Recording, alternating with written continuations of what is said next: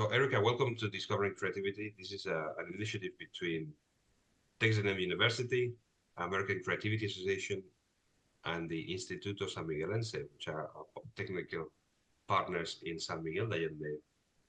So, I was going to ask you this question. Could you tell us a little bit more about your job applying creative thinking into different areas?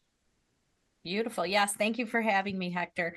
Mhm. Um, I have been applying this in so many ways, and I know we were just joking about a way that I applied it with a team member who is having some storming. We're in the storming phase of our team with another person, and she just asked me if she could reach out and say, what did I do wrong?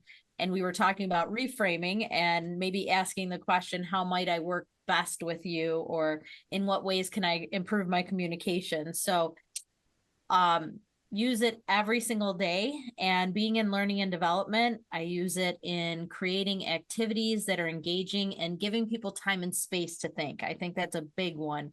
Um, we often don't have just time and space to think about things. So I think just giving people that is a fantastic gift and encouraging them to use generous listening too. So when they are together, being okay with that thinking process and listening to the other person without forming an opinion, but just to hear them out. And so some of it is like trying to change those behaviors a little bit and make it okay to have those behaviors. Um, some other things when it comes to learning and development, I love combining playfulness with learning and development. So I used to own an escape room and I still have a portable one on escaping the most boring meeting ever. And I tie that with foresight and it partners perfect. It's like a Reese's cup of experience because an escape room is problem solving and then you're teaching them how to problem solve.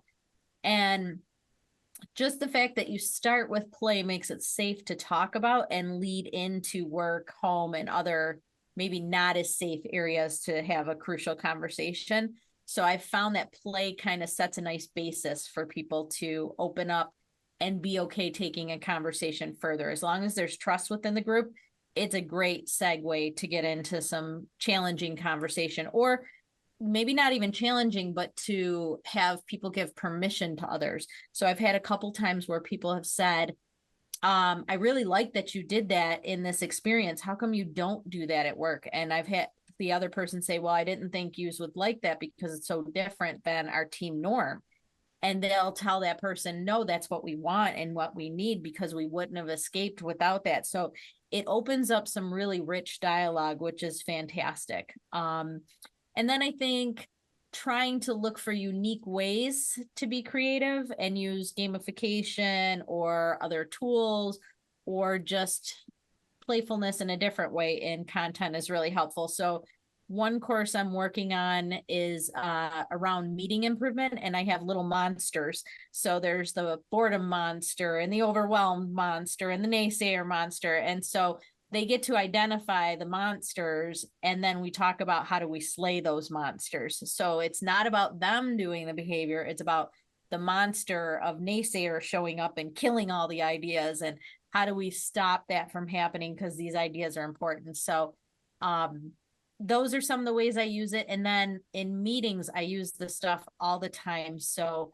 I just had a meeting this morning where it was a focus group and the person said, and this was my suggestion, she said, if we had a magic wand and we didn't have any limitations with money, resources, time, personnel, what would you like to see our team doing?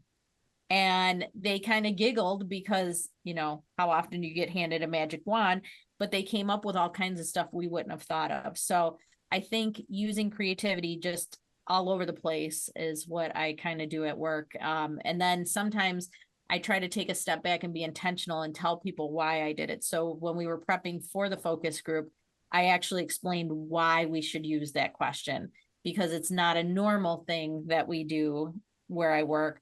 So I explained why we should do that. Same thing with the meeting monsters. Before the class was delivered, the marketing kind of set the stage that this class was going to be different.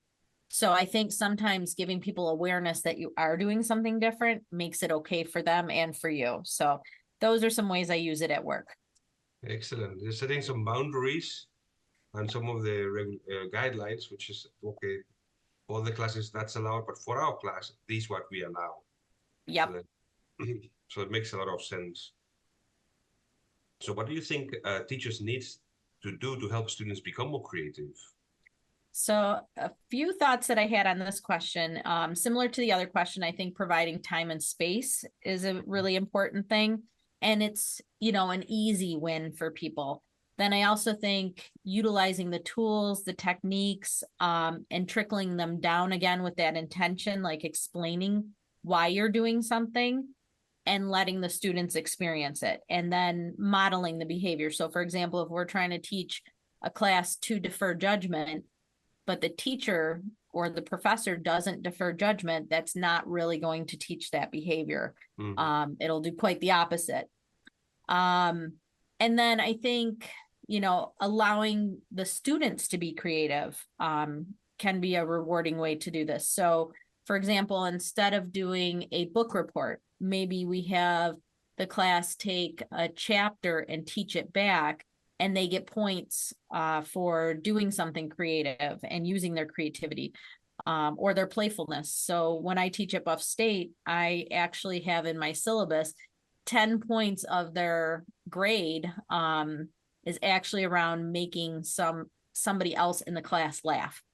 So they have to, and there's parameters around it. It has to be good, safe, clean humor. But, I have had people, my favorite was I had somebody who came in an inflatable T-Rex costume and just walked into class that way, and everybody laughed. So she instantly got her 10 points.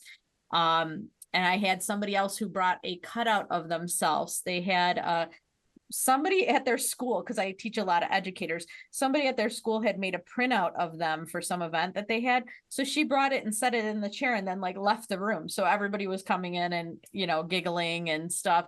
And so, I've had people send memes that they want on the screen for the start of class. I've had people bring in props, or a dad joke, but at some point throughout their class together, they have to make the other people in the class, or at least one person, laugh. And so I think rewarding the behaviors is a great way as a teacher to do it. Because I know, again, with having so many educators in my class, I often get people that say, well, we have so many strict requirements and we can't do this or that. And I'm always like, well, what can you do? And so adding in that they get points or some kind of reward for these behaviors is something they can do. They can do teach backs to prepare for exams. So looking at what you can do and how to let the students kind of drive their learning.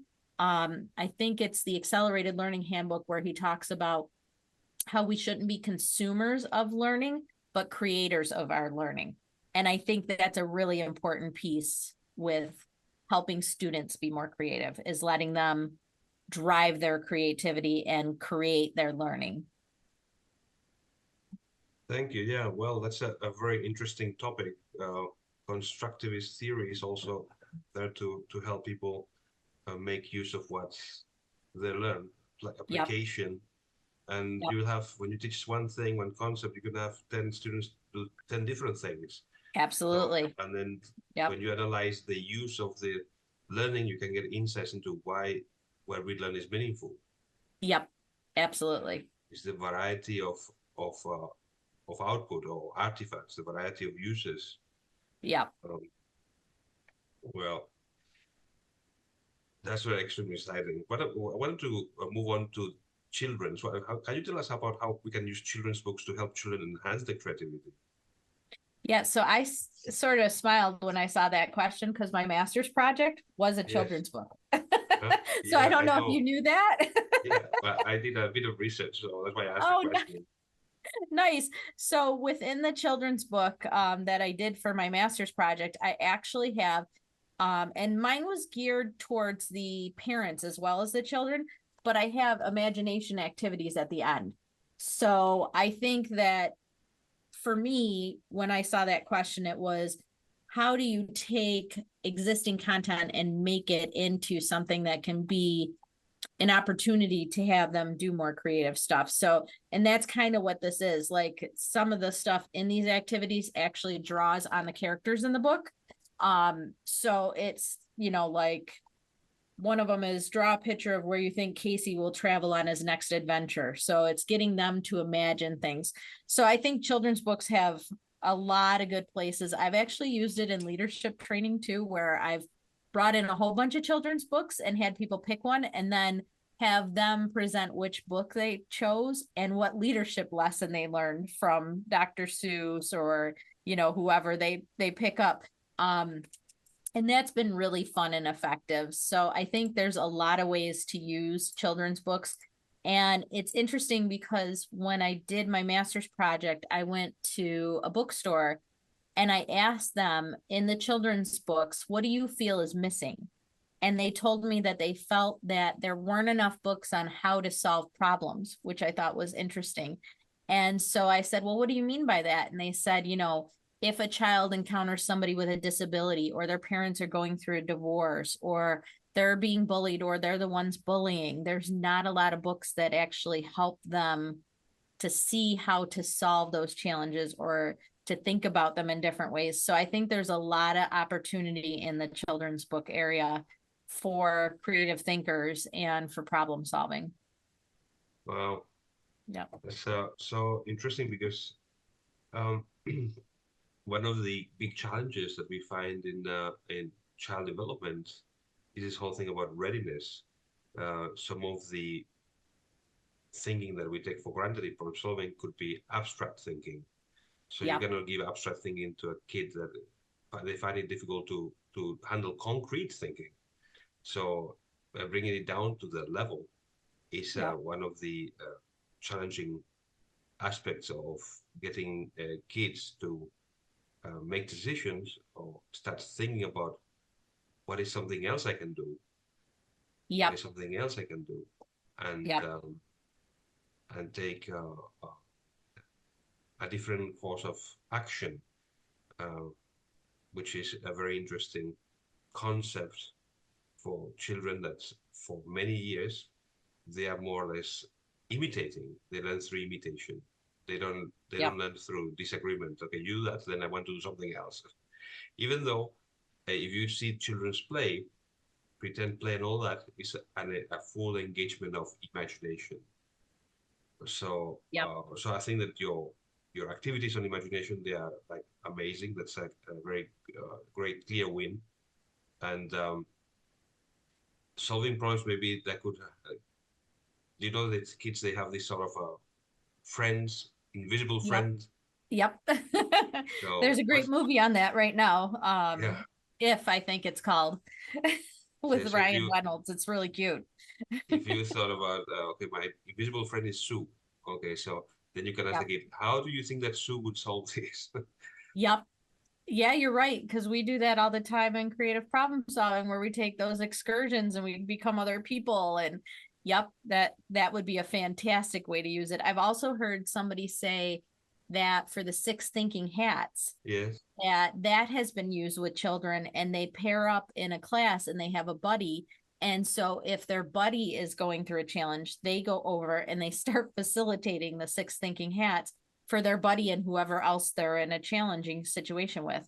So if two kids are in an argument, there's two other kids going over and actually trying to facilitate them through that conflict, which I think is amazing. Yeah. It's always surprising when you have high expectation with kids and then they Yep. will show up in to try to do things Yep. that are a little bit beyond what we would assume is beyond their age. Yep. Absolutely. So this is something to look into. I have some of my also students have. I have to show you this book. I cannot avoid it because I just got it yesterday. Oh, beautiful. This is a veteran, and he made a book for children on Nice. this whole thing about tanks. And of course, you have the small tank and all this. Oh, how cute. And I thought this is a very interesting creative idea because he brings from his experience that, well, I've served in the military, and then how can I bring a message to help children develop? Yep. Oh, that's fantastic. Yeah. I love it. So the next question is, what are some of the great satisfactions that you have had training people in creative thinking? This one I think I could talk about for an hour in and of itself. I've been very fortunate and have had lots of areas of satisfaction. Some of the big ones that I thought about were, at Buff State, I just love it because I get to teach educators. Like I always joke that I have a cult following of educators who come to the class because I will get like two people from the creative studies major and everybody else will be from the education department. And I have such a good link with them that I even sign their certificates at the end when they graduate. But I love every time I get to teach with them because I can see the ripple effect. I see them talking about how they're going to utilize this stuff. And so, and I try to be intentional and tell them that I want it to ripple out and that, the world will be a better place if they and their students use this stuff and it just keeps trickling out. So that has been one of the biggest satisfactions for me since graduation. And then another huge one that I was really fortunate to do was when I was off on my own doing consulting work, I got to develop a program for at-risk youth. And it was for doing customer service for call centers or hospitality type work. And then they had a bus driving program that I didn't have anything to do with. But for this program, I actually knew the person who was, contacting me beforehand. And so I knew I could get away with a little bit more. So when I put together the proposal, I added in creative problem solving. And she actually told the other people, I don't know what she's trying to get at with this, but it'll be fine. And we'll probably be happy she did it. And so she let me do it. And some of my favorite moments from the little pockets that I got to deliver it, because somebody else, actually Michaeline Dawson, delivered a lot of it. So I don't know if you know her from the creative studies program, but some of my favorite moments when I got to deliver some of it was I had conversations with the group about how might we avoid people who are in gangs, or how might I stay out of situations that will take me down the wrong path. And we literally brainstormed those things. And sometimes it was as simple as they needed to take the bus instead of getting a ride from their friend that they used to be in the gang with. And or one time it was just I need to ignore that person when they are trying to get the better of me. And so it was amazing to see them actually think differently because they were in such constraint thinking beforehand and coming into the program. And so it was just very rewarding to see that and to see them do their resume and get help with that and realize that they had more opportunities than they initially might have thought. And then the other big one for me is always, I love doing work with leaders. And so getting to see people have the same ahas that we had when we went through creative problem solving, seeing them use foresight, seeing them see the tools and use the tools and see how powerful they are in meetings. And then personally, I've always been fascinated with playfulness. So getting to teach leaders that playfulness and humor has a place in their world and how to do it. I've had great conversations with leaders about competitive versus collaborative play. And that has been like one of my biggest moments of joy when it comes to doing leadership training, because getting them to realize that competition may not really get your team to where it should be. But if we can collaboratively play and we have one goal and we are a team and our whole team is winning versus one person, that's a whole different way of playing. And so like that might include like having music on when they're working, or just everybody has a different title or a position in the game. And so it's getting them to see things a little bit differently. So I'm always fascinated with bringing playfulness into leadership training. That was one of my favorite things of the creative problem solving program, was just that it was so okay to be playful. because in a lot of my life I was allowed to do it, and then in other areas I was told, no, you can't be like that. I'm in a work situation where I get told, no, that you need to tame that down. But now I'm 2 years in, getting them to start thinking about gamification of learning. So, little by little, I'll creep it in wherever I am at, but the more I can impact people with playfulness, the happier I am. Yeah, I mean, this makes me think about this prejudice that people carry about creativity and say this only about the arts. Yep. And I wonder Yep. whether they do the same thing with playfulness, and they could They say do. at a certain level, this is only for children. They Uh, do. Yep. and I think that to break that bias or that Paradigm. Yeah. prejudice, if you break Yep. that and then say, okay, in fact, we are all made or created playful, Yep. and that there is something that it brings to our creative process, then Yep. it's okay because you give it a purpose. People, And we have that, purpose. yep, that is totally it. I always joke that for adults to be playful, they need two things: permission and purpose. And if they have permission and purpose, they will play. And, your purpose could just be, hey, our team is brand new. We're forming. We're just doing this to get to know each other. And that gives them a purpose. And then you tell them it's okay to do this, and it gives them permission. And then deep down, I think everybody wants to play. They just have been told they should not be playful. So Yeah, and then when they start reflecting on what they have done, they find, oh, now I see why we've done this, and yep, they have a mind shift. They change the way they look at absolutely. things. That's a huge aha for them. Absolutely. Yep. Yep. I know you have a meeting coming up now, isn't it? Right Yep. now? I actually told her I was going to be just a couple minutes late. So we have a couple more minutes. Okay, thank you. Well, I just wanted one final question is about any other project you have in mind about developing people's creativity. You want to share Yeah, with us? Mm-hmm.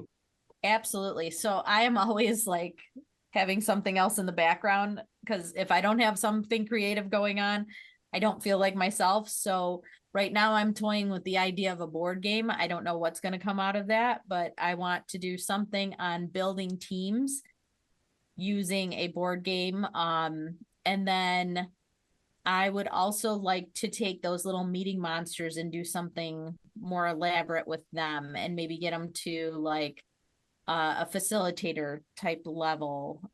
So those are the ones that I'm kind of toying with right now. And then I'm always looking for some way to combine the sciences of adult learning, playfulness, and creative thinking. So hopefully you'll see more of that coming out soon. Excellent. Well, if you have a better version of your game and you would need some feedback, I I would always have love that. I always have my students. I can facilitate um, the game and give you some Beautiful. meaningful feedback that can help you refine your game.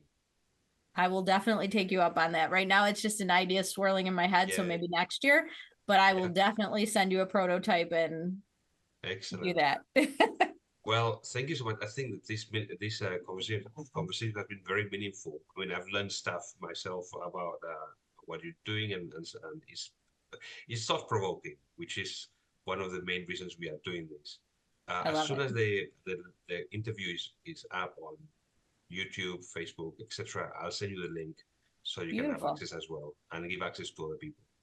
Beautiful. Thank you, Hector. And Thanks so much, Erica. anytime you want to chat, let me know, because this was fun for me. I learned stuff too. So anytime you want to extend the conversation, I am here. Thank you so much. I will get back to you. Anytime. Bye bye. Have a good one. Bye.